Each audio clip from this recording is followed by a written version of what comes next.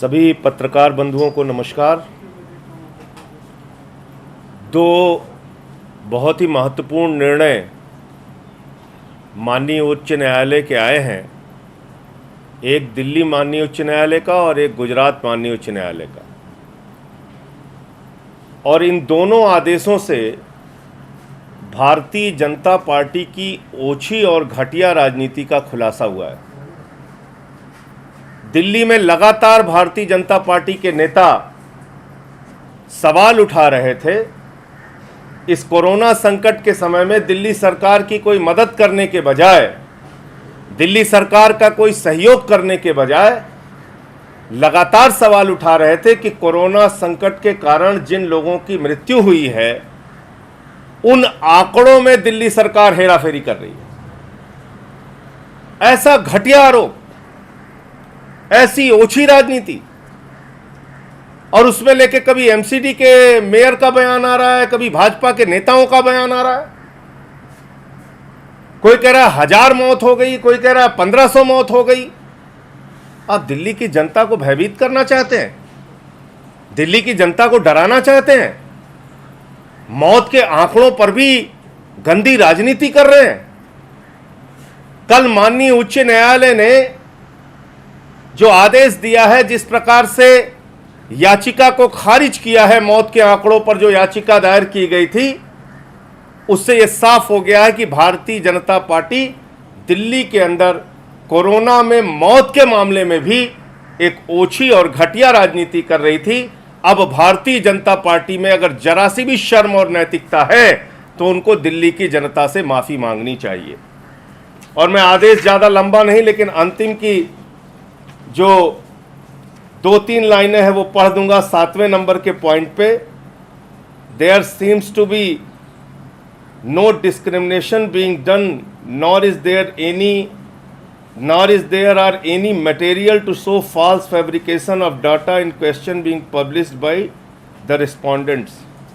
यानी सरकार के द्वारा जो भी डाटा, जो भी आंकड़ा, डेथ ऑडिट कमेटी के द्वारा जो भी आंकड़ा जारी किया गया है, उसमें किसी भी प्रकार का कोई फैब्रिकेशन नहीं किया गया है, कोई छेड़छाड़ नहीं की गई है, कोई बदलाव या कोई गलती नहीं की गई है।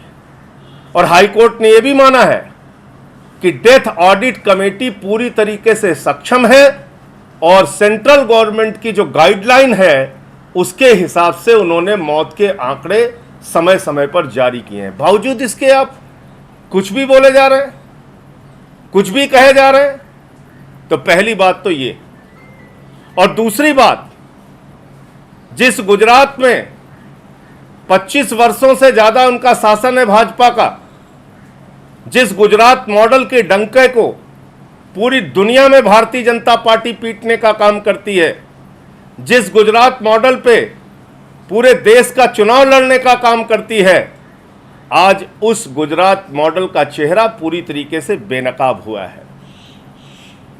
अगर आप मौत के आंकड़ों की बात करें तो 865 लोगों की जान कोरोना संकट के समय इस संक्रमण के कारण गुजरात में हुई, जो आंकड़ा पूरे देश में अगर मृत्यु दर के मामले में देखेंगे तो सबसे ज्यादा है। मैं ईश्वर से प्रार्थना करता हूं देश के किसी भी राज्य में कोरोना से किसी की मृत्यु ना हो, लेकिन जब सच्चाई सामने लाने की बात होगी तो यह बिल्कुल खुला सच है, और यह सच बेनकाब हो चुका है कि आज गुजरात की स्वास्थ्य सेवाएं पूरी तरीके से फेल साबित हुई हैं। और यह मैं नहीं कह रहा हूं, वहां के माननीय उच्च न्यायालय की टिप्पणी है। गुजरात के हाई कोर्ट ने कहा है गुजरात के सिविल अस्पताल काल कोठरी और तहखाने से भी ज्यादा बदतर हैं। गुजरात के हाई कोर्ट ने कहा है पीपीई किट, वेंटिलेटर, बेड जैसी सुविधाओं का घोर अभाव गुजरात के अस्पतालों में है। गुजरात के हाई कोर्ट की टिप्पणी है कि गुजरात की स्वास्थ्य सेवाएं डूबता हुआ टाइटैनिक जहाज है। गुजरात के हाई कोर्ट की टिप्पणी है कि आपने दिल्ली प्रदेश और दूसरे प्रदेश के मॉडल को नहीं अपनाया, और जांच के मामले में जो प्राइवेट लैब थे, जो प्राइवेट पैथोलॉजी थी, उसको प्रतिबंधित किया, उसको गुजरात में रोक दिया। यानी अगर गुजरात में कोई कोरोना से संक्रमित व्यक्ति है, अगर उसको डाउट होता है कि उसको कोरोना है, तो वो किसी भी प्राइवेट पैथोलॉजी में अपना टेस्ट नहीं करा सकता। उसको गुजरात सरकार ने प्रतिबंधित कर दिया है और उसी हाई कोर्ट के ऑर्डर में कहा गया है दिल्ली और तमाम प्रदेश प्राइवेट लैब में जांच कराने की अनुमति देते हैं, तो आप अनुमति क्यों नहीं दे रहे? ये गुजरात के स्वास्थ्य मॉडल के बारे में माननीय उच्च न्यायालय की टिप्पणी है। और इसके बाद मुझे लगता है कि भारतीय जनता पार्टी के नेताओं को चुल्लू भर पानी में नाक रगड़ लेना चाहिए। भारतीय जनता पार्टी के नेताओं को, जो लोग सबसे ज्यादा गुजरात मॉडल की चर्चा करते हैं, उनको सामने आकर इन बातों का जवाब देना चाहिए कि आपके सिविल अस्पताल काल कोठरी क्यों बन गए हैं। आपके प्रदेश में N95 मास्क में भी दलाली हो रही है। गुजरात के अंदर 49 रुपए में खरीदा जाने वाला N95 मास्क 65 रुपए में बिक्री किया जा रहा है।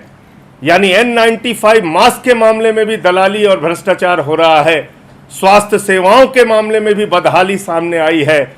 मजदूरों का अगर प्रश्न आप देखें तो गुजरात के अंदर जो उत्तर भारतीय, बिहार के, उत्तर प्रदेश के, झारखंड के मजदूर वहां पर काम कर रहे थे, उनको ना तो रोजगार की उनकी व्यवस्था की गई, ना भोजन आदि की व्यवस्था की गई और समय समय पर आक्रोशित होकर वो सड़कों पर भी उतरे, उनके ऊपर लाठियां भी बरसाई गई, उनको ट्रेन का किराया लेकर जाने नहीं दिया गया, रोकने का प्रयास किया गया और जब उन्होंने आवाज उठाई तो उनको बुरी तरीके से पीटा भी गया। ऐसी तमाम घटनाएं सामने आई हैं जो गुजरात के प्रशासन की, शासन की कलई को खोलती हैं, जो गुजरात के स्वास्थ्य सेवाओं की बदहाली को उजागर करती हैं।